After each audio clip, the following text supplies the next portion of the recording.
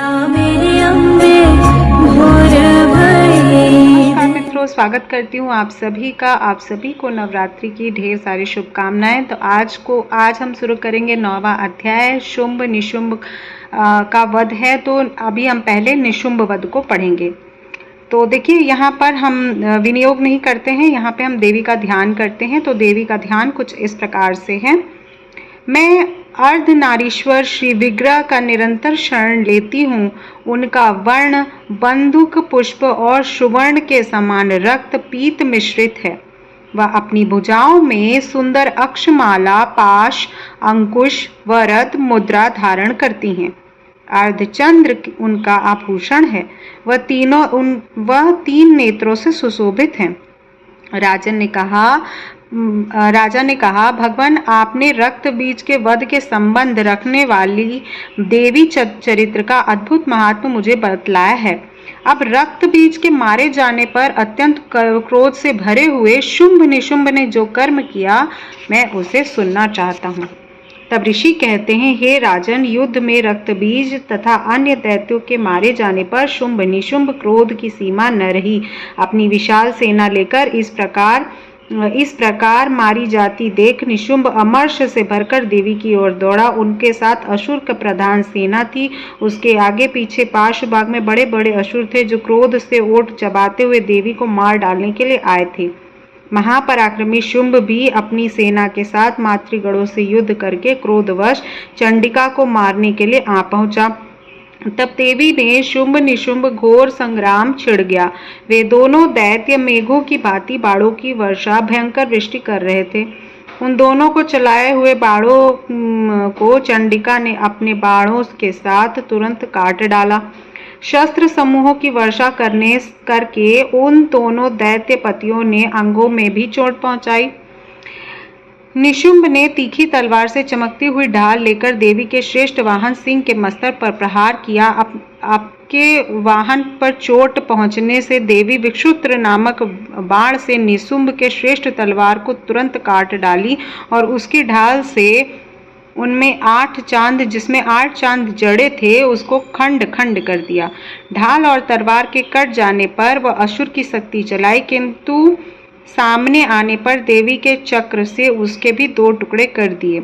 अब तो निशुंभ क्रोध से जल उठा था और दानव ने देवी को मारने के लिए शूल उठाया, किंतु देवी के समीप आने पर उसे मुक्के से मारकर चूर्ण से भस्म कर दिया या चूर्ण कर दिया। तब उसने गदा घुमाकर चंडी के ऊपर चलाया, परंतु वह देवी के त्रिशूल से काटकर भस्म हो गई। तदंतर दैत्यराज निशुंभ ने फरसा हाथ में लेकर देवी ने बाणों के समूह से घायल कर उसे तुरंत ही पृथ्वी पर सुला दिया। उस पर भयंकर पराक्रमी भाई निशुंभ धराशायी हो जाने पर शुंभ को बड़ा क्रोध हुआ। अंबिका के वध करने से वह आगे की ओर बढ़ा। रथ पर बैठे बैठे उत्तम आयुधों से सुशोभित अपनी बड़ी बड़ी 8 अनुपम भुजाओं में समूचे आकाश को ढककर वह अद्भुत शोभा पाने लगा। उसे आते देख देवी ने शंख बजाया, धनुष की प्रत्यंचा अत्यंत दुस्सह शब्द किया। साथ ही घंटों शब्दों से जो समस्त दैत्य सैनिक का तेज नष्ट करने वाला था, संपूर्ण दिशाओं में व्याप्त कर दिया। तदंतर सिंह ने भी अपनी दहाड़, जिसे सुन कर बड़े बड़े राजा महाराज गजराजों के महान मद दूर हो जाते थे, आकाश पृथ्वी 10 दिशाओं में गुजा दिया। फिर काली ने आकाश में उछलकर अपने दोनों हाथों से पृथ्वी पर आते हुए आघात किया। उससे ऐसा भयंकर शब्द हुआ जिससे पहले के सभी शब्द शांत हो गए। तत्पश्चात शिवदूती दैत्यों के लिए अमंगलजनक अट्टहास किया। इन शब्दों को सुनकर समस्त असुर थर्रा उठे, किंतु शुंभ को बहुत ही क्रोध हुआ। उस समय देवी ने जब शुंभ को लक्ष्य करके कहा, ए दुरात्मा, खड़ा रह, तभी आकाश में खड़े हुए देवता बोल उठे, जय हो जय हो। शुंभ वहां आकर ज्वालाओं से युक्त अत्यंत भयानक शक्ति चलाई।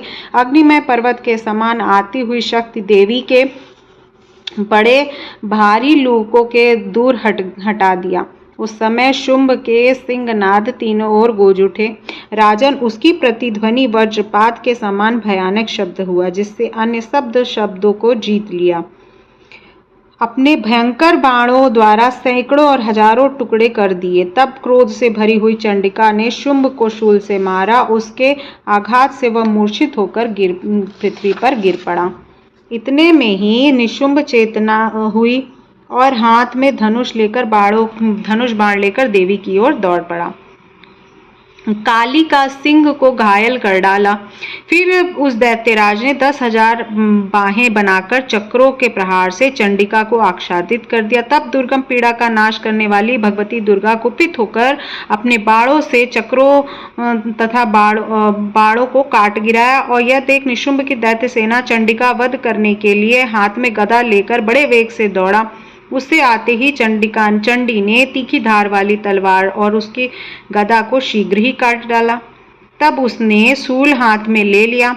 देवताओं को पीड़ा देने वाले निशुंभ शूल के हाथ लिए आते देख चंडिका ने वेग से चलाया अपने शूल की उससे छाती में भेद डाली। शूल से विदीर्ण हो जाने पर छाती से एक दूसरे का महाबली एवं महापराक्रमी पुरुष खड़ी रह कहता हुआ निकला।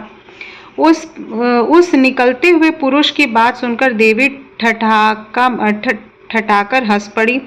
खड्ग से उन्होंने उसका मस्तक काट डाला। फिर तो वह पृथ्वी पर गिर पड़ा। तदंतर सिंह ने अपनी दाढ़ों से असुर के गर्दन कुचलकर खाने लगा। यह बड़ा भयंकर दृश्य था। उधर काली ने शिवदूती कन्यान्य दैत्यों का भक्षण आरंभ कर दिया। कौमारी की शक्ति विदीर्ण होकर कितने ही महादैत्य नष्ट हो गए। ब्राह्मणी ने मंत्रपुत जल निस्तेज होकर कितने ही भाग खड़े हुए। कितने ही दैत्य महेश्वरी त्रिशूल से छिन्न भिन्न धराशायी हो गए। वाराही के थुतुन के आघात से कितने ही पृथ्वी पर कचूबन निकल पड़े। वैष्णवी के चक्र से दानवों के टुकड़े टुकड़े कर डाले। ऐन्द्री के हाथ से छूटे हुए वज्र ने कितने ही दैत्य अपने प्राणों से हाथ डूब बैठे।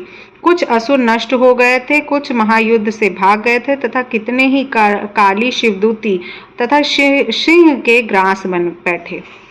श्री मार्कंडेय पुराणे स्वर्णिके मन्वंतरे देवी महात्म्ये निशुंभ वध नामक 9वां अध्यायः।